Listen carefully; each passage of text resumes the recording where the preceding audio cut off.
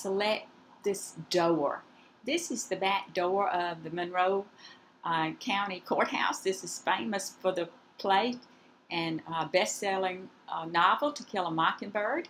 But you see, this door is a little dingy, and I'm going to select it so I can do something with it later. So you see the options here. You have a quick selection tool is selected. Here's my option menu right here at the top.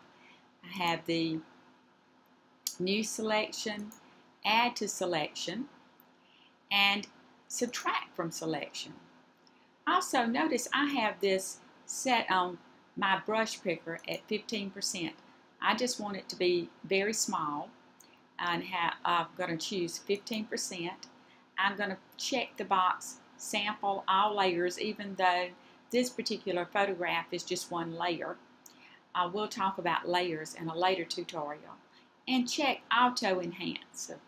Photoshop will auto enhance our photo. So we want to be sure that either the add to selection or new selection is checked. I just click add to selection. It will automatically change to add to selection once you begin your selection anyway. So see how I'm just going to drag right on the door, just being as careful as I can. And this takes practice. You know, don't be frustrated if you don't get it right the first time, but with practice, it's not hard to do. Now, you will notice that, see how it kind of jumped out there? Didn't exactly get that like it needs to be. I'm just going to drag right back down through there. And I can also choose the subtract from selection button. And notice how when I drag down right by the outline of my door, see how it's moving over? The selection will just move right over. It realizes where it's supposed to be. Isn't that cool?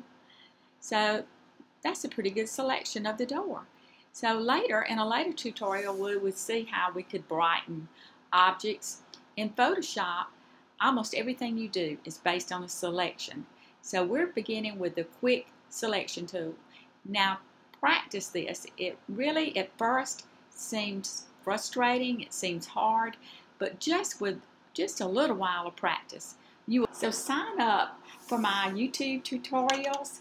I'll be covering the very basics of Photoshop. We're going to have a great time learning, and our photos are going to really begin to pop out and be exciting. And also, you can search for my iTunes podcast if you want to watch on your smartphone. Just search in iTunes for Carol H. Bates. Carol H. Bates. And you can sign up for the podcast and visit my blog at carolhbates.com. Let me know if you have questions, and also make comments and how we can make the tutorials better and things that you would like me to cover. Thank you.